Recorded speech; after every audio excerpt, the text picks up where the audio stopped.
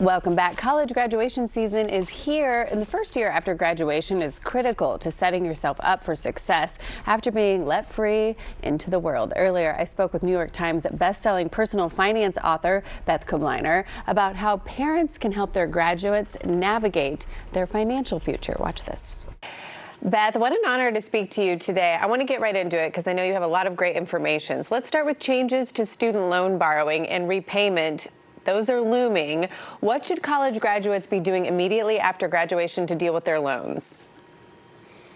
It's really important. If you have federal student loans, you will get a 6-month grace period before you have to start paying back. But there have been big changes in the loan repayment plan. The good news is loan repayment options are simplified. The bad news is the more generous repayment plans are going away. But the key move, the thing you have to do, is see which plan will cost you the least in repayment. So go to the government's loan simulator at studentaid.gov. And that way you can play around and see which loan repayment plan is better for you. There's the standard repayment plan or what's called RAP, the repayment assistant plan, which allows you to pay back as a percentage of your income. And there are pros and cons of both, but by going to studentaid.gov, you'll be able to figure it out. I cannot do what she says because I wish I would have done this 20 years ago. I'm still paying off student loans, so really sound advice there. We're also hearing a lot about affordability these days.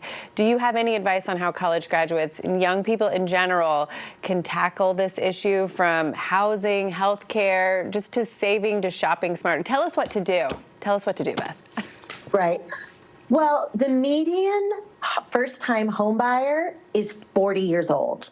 Back when I wrote the first version of this book 30 years ago, the median first-time home buyer was 28. So it is going to be a long time before most people, young people, are able to buy a home. That means that it's good to have the facts, and it sounds sort of depressing, but actually what I'm seeing is young people in their 20s, are starting to save a little more because they realize they're going to have to do that. And one thing you can do right out of college is move back home, which is really hard for young people to hear. And some parents aren't thrilled about it either. But if you have the opportunity to move back home for a year or even 2, you'll be able to save more. You should set up automatic savings plan into a high yield savings account. And if you work for a company that offers a 401k, you want to sign up for an index fund. And I have all this information in the book, spell it out very clearly. But an index fund in your 401k, particularly if your company matches, if they say for every dollar you put in, they'll put in 50 cents, that's a 50% return on your money guaranteed after taxes. So if you have a job and it offers you this, sign up. Even though it's called a retirement plan, it's actually just a super smart investing plan. The other big thing, I think the third piece of that, is if you're living at home, or even if you're not living at home, if you are able to get an apartment and rent an apartment, don't spend more than you have. It sounds so basic, but it's so easy with all these fintech things, whether it's a credit card or swiping your phone or, tap to pay. It is so easy to spend money now. We have now these new buy now, pay later deals, which sound great. You buy a $100 jacket, it's only $20. And they're not going to even charge you interest. The problem is these kind of programs make you feel like you have a lot more money to spend. So you end up overspending, and that's how you get deep into debt.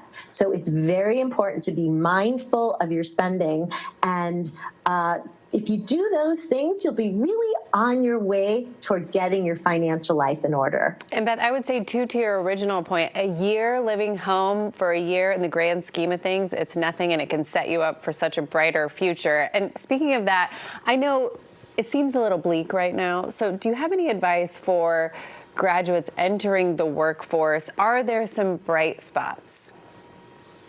Right. There are some bright spots. And first, I just want to say, let's be real, that historically, someone who graduated from college, usually the unemployment rate was much better than the general public. Now that's shifted in the last few years, and the unemployment rate is worse for college graduates than it is for the general public. Now it's even worse for someone who didn't graduate from college at all. So going to college, pat yourself on the back, graduating from college still will give you a premium over your lifetime. There's no question that was the right move to make. But You want to be creative in your job search. You know, in the olden days, people would write letters and send it out and follow up with phone calls. That doesn't happen anymore. And it's so frustrating to so many young people I talk to who say, I filled out 1 million applications on LinkedIn and I've tried everything I could possibly think of. But I think we're going back to the human touch. For example, what college did you graduate from? Do they have an alumni network? Pretty much every college does. You can look in the alumni magazine, something my father came up with for me many, many years ago. That's how I got my first job. And write to someone or call someone who lives in your area and say, look, I just graduated. Here are my interests. I see you're in a field. And even if you're not exactly interested in that field, it doesn't matter. Get a job. Try to get your foot in the door. They might know someone and they might say, wow, this person's really industrious. I'm going to try to give them a shot.